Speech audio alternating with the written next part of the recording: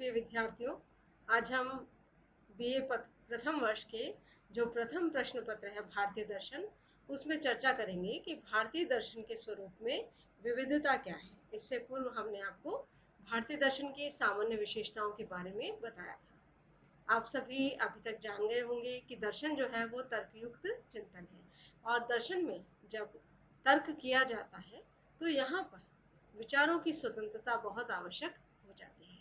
और भारतीय दर्शन में भी विचार और अनुभव की स्वतंत्रता रही है, इसलिए सभी दार्शनिक विचारों में अलग अलग मत दिखाई देते हैं। क्योंकि जब विचार की स्वतंत्रता होती है तो सब अपनी अपनी बुद्धि के अनुसार जो है वो निष्कर्ष देते हैं। और आपने ये भी जाना होगा कि जब भारतीय दर्शन के स्वरूप की हमने चर्चा की थी कि भारतीय दर्शन सिर्फ बौद्धिक गवेषणा या एक तरह से तर्क वितर्क ही नहीं है, बल्कि यहाँ पर साक्षात अनुभव भी किया जाता है। तो विभिन्न दार्शनिक मतों में जो है अनुभव के अलग अलग स्तर रहे हैं, अनुभव के अलग अलग रूप रहे हैं।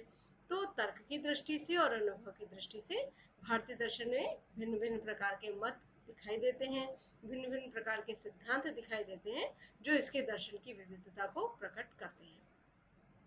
अब ऐसा नहीं है कि भारतीय दर्शन का कोई एक मत है, उसको एक बार यदि उसने अपने सिद्धांत या निष्कर्ष की स्थापना कर ली तो उसमें बाद में कोई परिवर्तन नहीं होगा। प्रत्येक दार्शनिक परंपरा जो होती है वो एक तरह से स्वतंत्र चिंतन के रूप में जीवित रहती है, और इस तरह से जो उसके बाद की शाखाएं आती हैं उनमें भी परिवर्तन दिखाई देता है। तो इस प्रकार से न सिर्फ भारतीय दर्शन की विभिन्न शाखाओं में, बल्कि किसी एक शाखा की उपशाखाओं में भी आपको विचारों की विविधता दिखाई देती है। तो हम निष्कर्ष रूप में यह कह सकते हैं कि भारतीय दर्शन के स्वरूप में पर्याप्त विविधता है। अब इसको अपन सबसे सरल उदाहरण से सबसे पहले देखते हैं। और आप बच्चे जब स्कूल में भारतीय संस्कृति या इतिहास के बारे में पढ़ते हैं तो बड़े पॉपुलर आपको या लोकप्रिय उदाहरण मिलते हैं। आप देखते हैं जैन दर्शन की दो परंपराएं हैं, श्वेतांबर और दिगंबर। इसी तरह से बौद्ध दर्शन की दो परंपराएं हैं, हीनयान और महायान। और अन्य भारतीय दर्शन है, संभवतः दर्शन शास्त्र जो है प्रथम वर्ष में पहली बार जो है कॉलेज स्तर पर पढ़ा जाता है और विद्यालय स्तर पर कम है, तो बाकी की चर्चा आपने नहीं सुनी होगी। पर यहाँ पर जब भारतीय दर्शन के स्वरूप में आपके समक्ष 9 शाखाओं की बात की गई है, तो हम यदि उन शाखाओं के संदर्भ में बात करें, जैसे पहली शाखा थी भौतिकतावादी चारवाक दर्शन, तो आप देखेंगे कि चारवाक दर्शन जड़वादी है, लोक में व्याप्त और लोकप्रिय दर्शन है, प्रत्यक्ष को प्रमाण मानता है, और हम कहते हैं ये सुखवादी चारवाक है। पर आप ऐसा नहीं कह सकते कि सारे चारवाक जो है वो एक जैसे ही सोचते हैं। चारवाक दर्शन में भी आपको दो प्रकार के विचारक या मतानुयायी मिल जाएंगे। पहले जो शिष्ट चार्वाक है, शिष्ट चार्वाक जो है वो एक व्यवस्था की बात करते हैं, शासन की बात करते हैं, जबकि अशिष्ट चार्वाक है वो किसी भी प्रकार की व्यवस्था को स्वीकार नहीं करते, पूरी तरह से भोगवादी है। तो जब हम दार्शनिक शाखाओं को देखते हैं तो हम ये पाते हैं कि प्रत्येक शाखा में विचारों की और अनुभव की स्वतंत्रता होने से परवर्ती उपशाखाएं या बाद वाली उपशाखाएं बन जाती हैं। इसी तरह से जैन दर्शन में आज भी जैन धर्म बहुत विस्तृत रूप से भारत में जो है उसकी प्रैक्टिस की जाती है, अभ्यास किया जाता है। वहाँ पे भी आप ये पाएंगे कि सभी को हम ये कहते हैं कि ये जैन दर्शन के सिद्धांतों से ये धर्म उत्पन्न हुआ है। परंतु वहाँ भी जब परंपरा का पालन किया जाता है तो उनमें वैचारिक मतभेद दिखाई देता है। तो श्वेतांबर परंपरा है और दूसरे दिगंबर परंपरा है। इसी तरह से बौद्ध दर्शन में भी दो पथ है, हीनयान और महायान, यानी छोटा पंथ और महापंथ, इस मतलब बड़ा पंथ। तो इस तरह से बौद्ध दर्शन और जैन दर्शन जो बहुत लोकप्रिय भारतीय दर्शन है, उनमें हमको परवर्ती शाखाएं देखने को मिलती हैं। न्याय दर्शन, यदि आप भारत की ज्ञान मीमांसा, भारतीय दर्शन की ज्ञान मीमांसा की चर्चा करते हैं तो न्याय एक बहुत महत्वपूर्ण दर्शन है। पर न्याय दर्शन में भी ऐसा नहीं है कि प्रमाण किसी स्थिर रूप में एक तरह से ही रख दिए गए हों।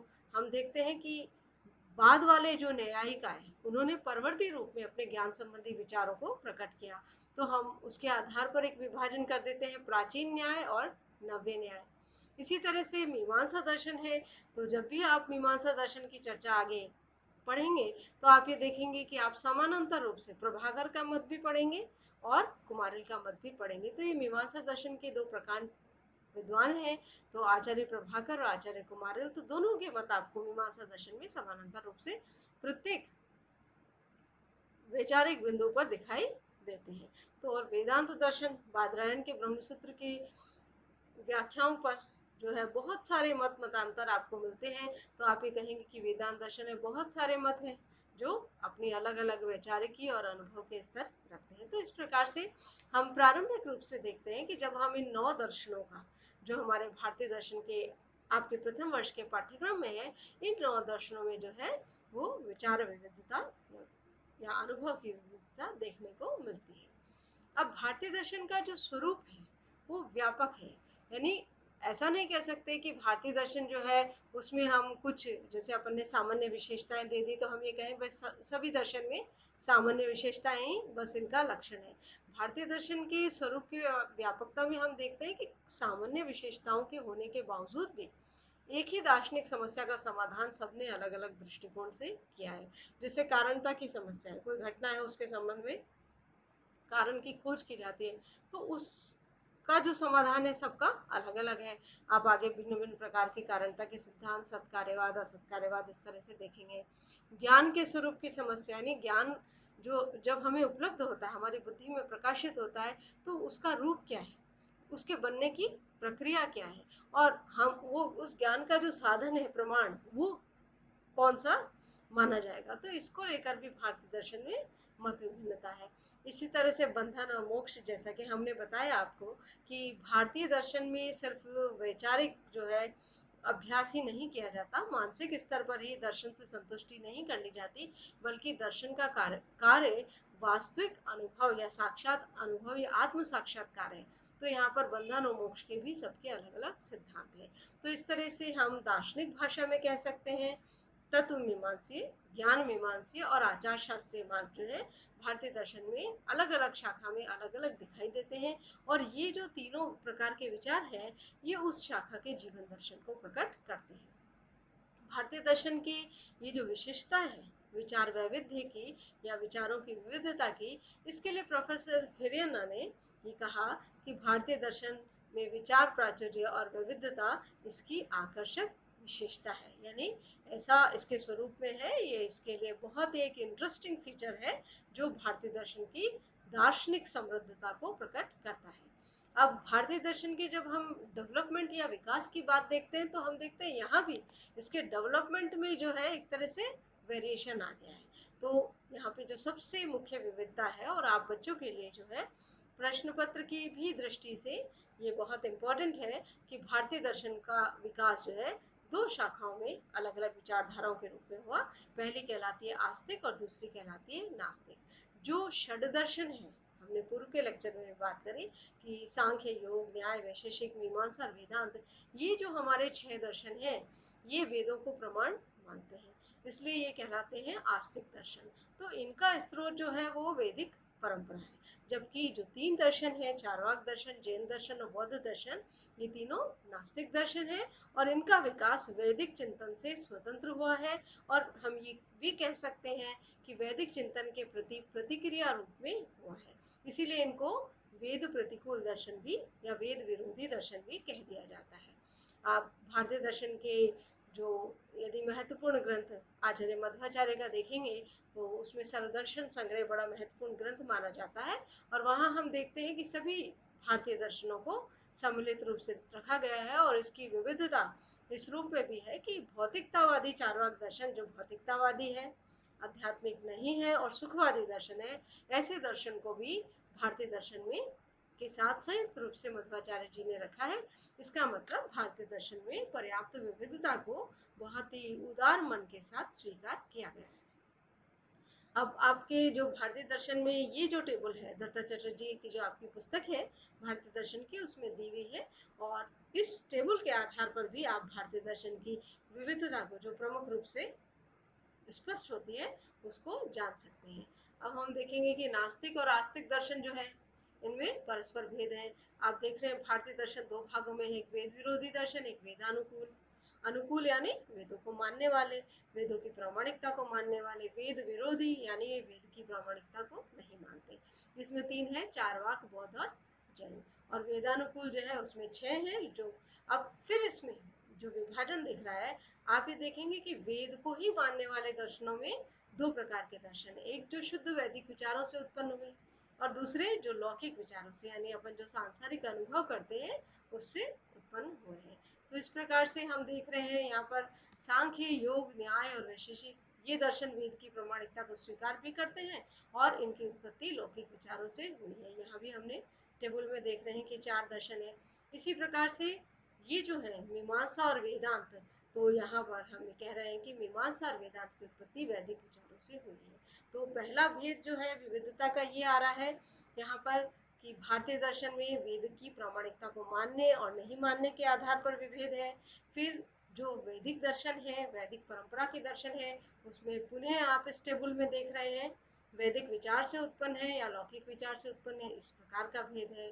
फिर जो वैदिक विचार से उत्पन्न है, अब वैदिक विचार में भी हम देखते हैं कर्मकांड भी मिलता है और वेद जो अंतिम भाग है वहां पर आत्मज्ञान की चर्चा है। तो इस प्रकार से वैदिक विचार के भी दो मत हो जाते हैं, दो भेद हो जाते हैं। जो कर्मकांड पर आधारित दर्शन है उसको मीमांसा दर्शन कहते हैं और जो ज्ञानकांड पर आधारित दर्शन है उसे वेदांत कहा जाता है। इसी प्रकार से एक दूसरी तरह से भी भेद किया जाता है भारतीय दर्शन का। ये जो आपके 9 स्कूल्स हैं, इसमें से हम सीधे इनको नास्तिक और आस्तिक कहते हैं। और इस नास्तिक आस्तिक में भी यदि हम देखें, यहाँ पर यदि नास्तिक आस्तिक हम परलोकवाद और अपरलोकवाद की दृष्टि से करें तो ऊपर वाले टेबल से ये अलग वर्गीकरण हो जाता है। ऊपर वाले टेबल में हमने 3 को नास्तिक माना क्योंकि वो वेद की प्रामाणिकता को, वेदों की प्रामाणिकता को नहीं मानते थे।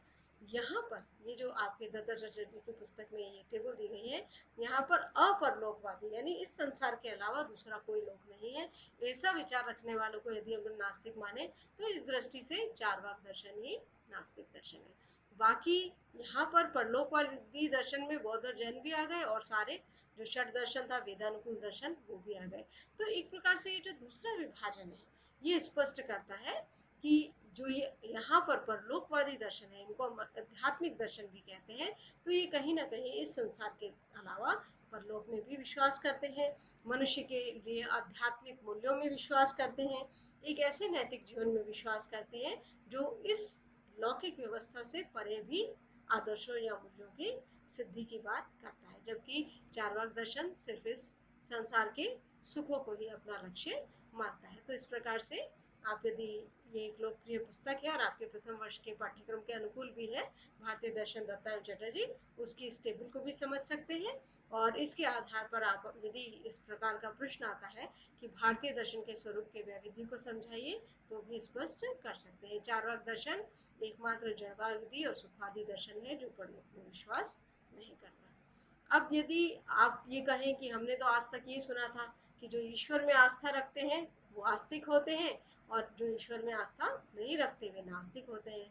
यदि आप इस दृष्टि से देखते हैं तो चारवाक दर्शन, जैन दर्शन और बौद्ध दर्शन इस दृष्टि से भी नास्तिक है, यानी वे तीनों ईश्वर में आस्था नहीं रखते। बाकी जो आस्तिक दर्शन है, जो वेदानुकूल है, वहां पर हम देखते हैं कि वहां पर भी आपको ऐसे दर्शन मिल जाएंगे, आप उनको आस्तिक कह रहे हैं पर ऐसे दर्शन मिल जाएंगे जो ईश्वर में विश्वास नहीं करते। यदि आप उनके ग्रंथों को देखें तो आप पाएंगे कि स्पष्ट रूप से सिर्फ न्याय और योग दर्शन, ये जो दो दर्शन है, इसमें ईश्वर धारणा की चर्चा है। और इन दोनों में भी यदि आप ईश्वर का विचार देखेंगे तो भिन्न भिन्न है। न्याय का जो ईश्वर है उसका, वो परमाणुओं से जगत की, परमाणुओं से मनुष्य के कर्मों के फल अदृष्ट से जो है इस संसार की व्यवस्था को बनाता है, तो इस रूप में वो निमित्त कारण है। परंतु यदि आप योग दर्शन की बात करेंगे तो ईश्वर इस रूप में नहीं है। ईश्वर जो है एक विशिष्ट पुरुष के रूप में जो है उसकी बात की गई है। तो इस रूप में जो आप धर्म के अंतर्गत जिस तरह से एक सृष्टिकर्ता ईश्वर की बात करते हैं, यदि आप भारतीय दर्शन परंपरा में देखेंगे तो ईश्वर के स्वरूप की चर्चा उससे बहुत अलग है। और आस्तिक दर्शन जो कि वेदानुकूल दर्शन है, वहां पर भी न्याय और योग दर्शन के संदर्भ में ही आप ईश्वर धारणा की चर्चा देखते हैं। अब इसके बाद यदि हम भक्ति संप्रदायों की बात करें, ठीक है, तो सभी जो है ये मानते हैं कि ब्रह्म से ही जो है जगत का जगत अभिव्यक्त हुआ है। तो वहां पर ब्रह्म और जगत, ब्रह्म और जीव, इन सब के जो संबंध में अलग अलग दर्शनों के मत हैं, तो वहां हम देखेंगे कि सिर्फ भक्ति संप्रदायों में ही विविधता है। यानी उनका स्रोत ग्रंथ है कि ब्रह्म सूत्र, पर वहां पर आपको अलग अलग मत मिल जाएंगे। जैसे अद्वैतवाद है, वो शुद्ध एक ब्रह्म तत्व की सत्ता मानता है। विशिष्टाद्वैत है, यानी वो जो ब्रह्म तत्व है उसको विशेषण विशेष्य युक्त स्वीकार करता है। द्वैतवाद है, यानी ब्रह्म और जीव के संबंध में जो है दो तत्वों को स्वीकार किया जाता है। द्वैताद्वैत है, यानी एक दृष्टि से द्वैत भी है और दूसरी दृष्टि से अद्वैत भी है। तो इस तरह से हम पूरी भारतीय दर्शन की परंपराओं को देखने पर पाते हैं कि यहाँ पर स्वरूप में पर्याप्त जो है वो विविधता है।